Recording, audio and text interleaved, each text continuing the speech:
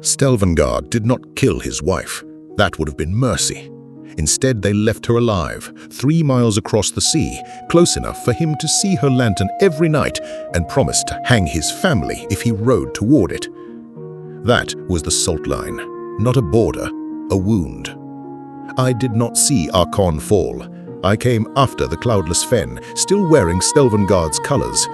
Every night, from the old lighthouse on the conquered shore, a light burned, and every night, across black water, another answered from Crestvane.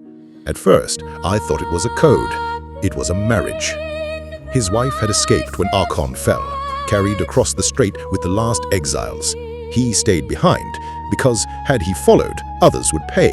His family, his neighbors, the children beneath his roof. That was Stelvengard's cruelty. Not chains on every wrist, one chain around the right heart. If he crossed, they would hang those he left behind. If she returned, she would die as a rebel. If Crestvane helped her, war would come. So they did not cross. They did not touch. They only lit their lanterns. A husband on the conquered shore, a wife beyond the water. Then my orders changed. I was to carry dispatches to Crestvane before being sent inland. The lighthouse keeper knew it. He placed a letter in my hand, folded smaller than grief should be allowed to become. "Give this to her," he said. An officer of Stelvengard should have refused, but I took it. I found her among the Arqani exiles. When she saw the letter, she knew before I spoke. Her hands trembled, and she read it with tears in her eyes. "He sees my light." She then showed me a faded blue cord tied around her wrist. In Arqan, wives do not untie these while their husbands live.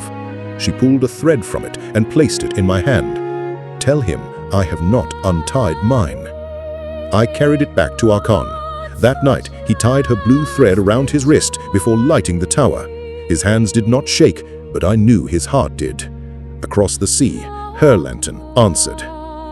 I left Arqan the next morning, never to return. Years later, I learned the lighthouse keeper had died. Stelvengard replaced him. The lighthouse kept burning. And so, across the sea, she kept answering, night after night, still wearing the blue cord, faithful to a man already gone.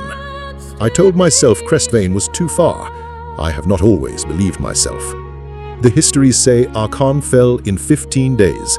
What they do not say is that in Crestvane, a woman lit a lantern for a man who could no longer see it. She had not untied the cord, traveler. She never did.